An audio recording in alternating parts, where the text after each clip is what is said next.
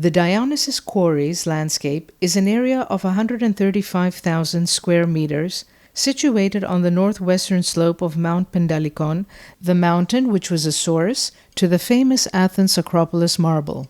The quarries we are referring to have a significant historical value but are not ancient.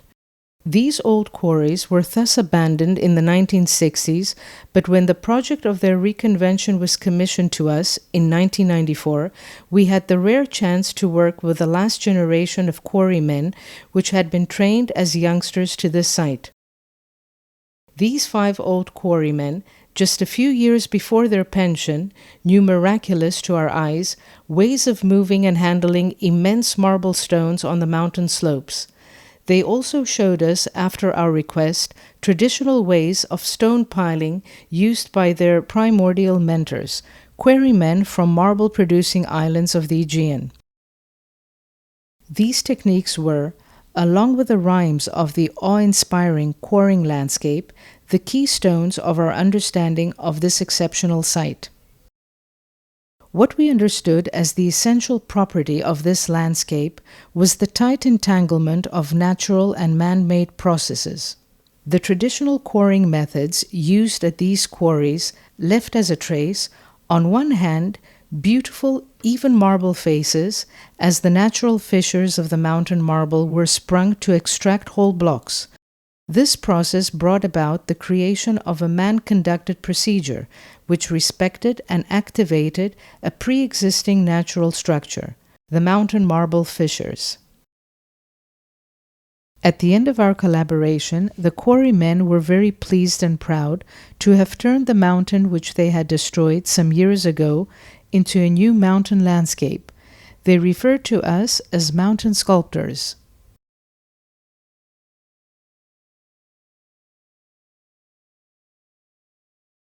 The site's industrial history traces are displayed as well, in a low-key mode, and is revealed to the observers and wanderers who take the time to stroll and hike around the paths we introduced.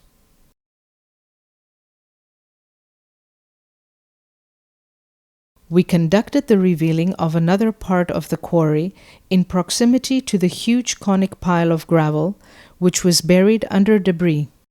A cubistic landscape was uncovered, characterized by the human scale of the handmade process which had once produced it. The extracted blocks were transported in certain positions of the landscape, where they were hewed and carved.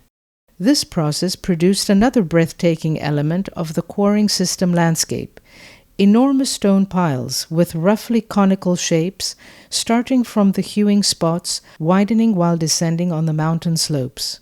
These formations are before our eyes, a measure of the man-hours spent during the total hewing procedure, like a now immobile sand timer. Last but not least, traces of few simple dry wall structures which were used once as shelters for the quarrymen, perhaps seasonally, as their team houses were dispersed on the slopes, partly in ruins. These shelters, while deteriorating, were forming again other stone piles. Time made marble stone piles out of what used to be man-made structures. The team, consisting of the 5 quarrymen and ourselves, worked solely in situ, using dry wall techniques and solving all structural and construction solutions needed in order to reveal the coexistence in harmony between all man-made and natural processes of this quarrying site's formation. The ways the stone fragments were arranged by traditional quarrymen were reinvented by our team. The aim was to arrange the leftovers of the site at a partially destructed area of old quarries, which was abruptly cut by the new road introduced during the most recent period of its operation. We introduced a thick sculptural skin, a stable structure made of marble stone arrangements, which covers the destructed part of the quarry.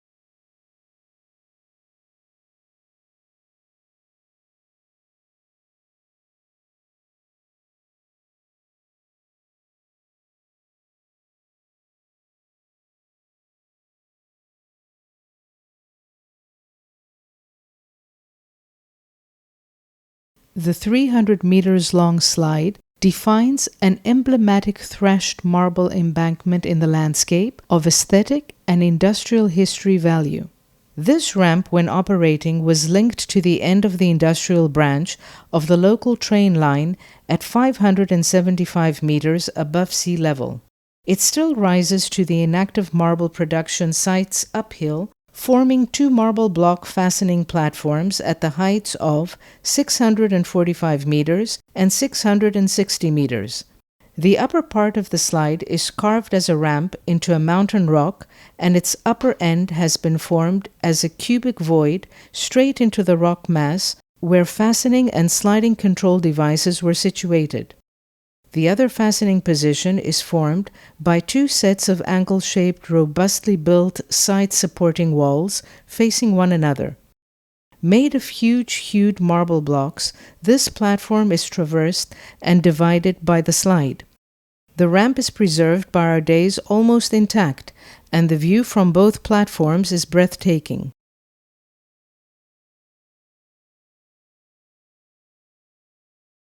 Time made marble stone piles out of what used to be man-made structures.